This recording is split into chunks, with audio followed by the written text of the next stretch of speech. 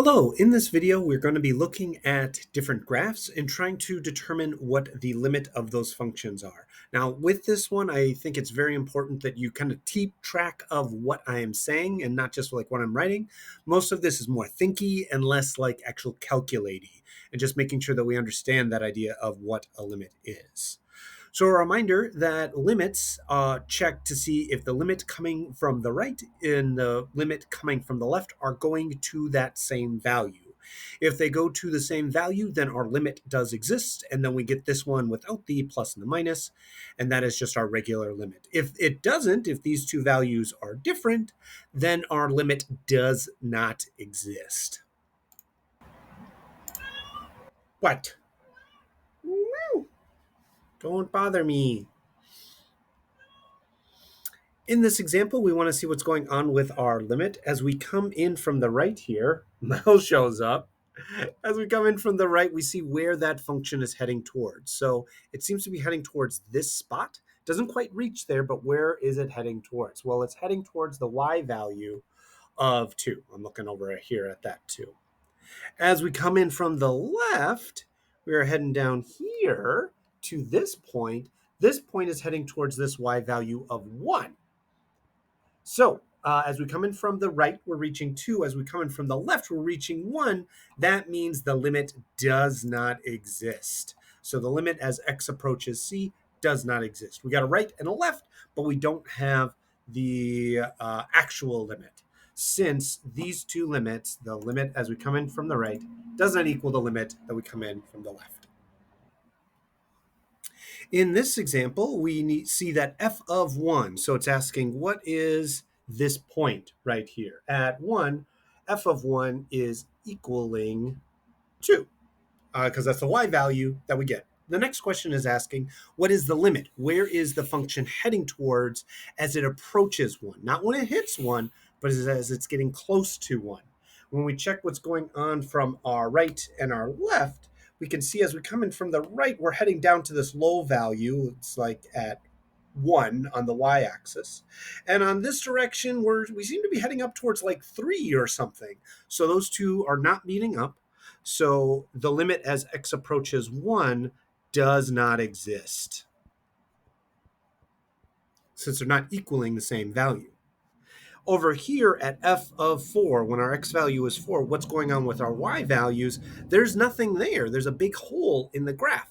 So f of 4 does not exist since there's a gap in our domain of this function and nothing appears there. That's what the open circle means.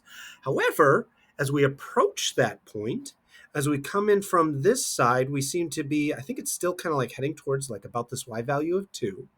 And as we come in from this side, as we come in from the left, and as we come into from the right, they're reaching that same value. So even though the function doesn't have a value when x equals 4, the limit of f of x as x approaches 4 is 2 because it is heading towards a nice value. It's just right at that value, that's where it stops working. In this example, we have a piecewise function, and we're seeing, is our limit going to exist at 1, especially at that point where our piecewise function changes its mind. So what's going on right here? Well, as we come in from the right, we're heading towards that value of 4. As we come in from the left, we are heading still towards that value of 4. So our limit is 4 because they're both heading towards 4. Now you'll note that the value of f of x at 1 is not 4, it's 2. But where our limit is heading towards is 4. So our limit is 4, even though the value of the function at that point is down here at 2. In this example, I've already drawn the graph for us, but we want to know, where does the limit actually exist? Where is the left and the right heading towards the same spot? And there are 3 places where I see problems. The first base is right here, where we're heading towards on the right and where we're heading towards on the left, I think that was a bad sentence, are not matching up. So that does not have a limit at that point. Now, the other places where we're having trouble are actually over here on the endpoints, because as we come in from the right, everything's good. But when we come in from the left, I mean, there's really nothing. There's nothing hanging out over there. The limit doesn't exist because there isn't any function. I don't have anything to put in. So on those two endpoints, our limit doesn't exist. Same problem happens over here. We're pretty good as we come in from the left, but when we try to come in from the right, oh no, don't make me bigger. There, I finally drew an arrow. Okay, so as we come in from the right, we don't know what's going on. It's just not working out. So those two endpoints do not have limits. We have a left and a right hand limit. So that's what they're asking about in parts C and D. In part D, that's where only the right hand limit is. That's over here. So that is x equaling negative 2 pi. And then the other point that it's talking about is over here, where x equals 2 pi, where we can come in from the left but not the right.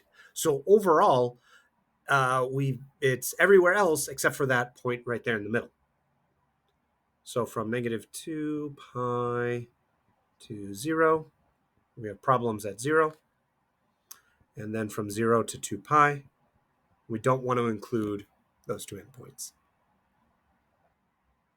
In this example, we want to look and see, are there any points where our limit could run into trouble? I'm particularly concerned any point where the piecewise function changes its mind as it shifts from one to the other. Now, you might be concerned about endpoints at this point, but over here, reminder that this keeps going. This is for all values less than 0, and sine is not going to cause us any trouble. So there's no problems there. So I'm not worried about that area. I might be a little worried over here. Because they're not really smooth. Like there's this weird kerchunk in there. However, in terms of limits, we are okay. As we come in from the left, we're heading towards 0. And as we come in from the right, we're still heading towards 0. So our limit is okay. We're not okay over here. This is where we're in trouble. I mean, what versus what? Oh, no, that's just a mess. So that is no good. That is going to be a point where we do have a problem with our limit. So where it does exist is everywhere else. Sine's not going to give us any trouble. Cosine's not going to give us any trouble. The only trouble we ran into as when we were shifting from negative, the 1 minus cosine x and the cosine x, that shift, this big old gap where our left and right hand limits were not matching up. That is it for us estimating limits using graphs. So remember, whenever you're checking a limit, you need to look left, look right, just like crossing a street, and make sure that those two values are equaling the same thing. Thanks for watching. Bye-bye.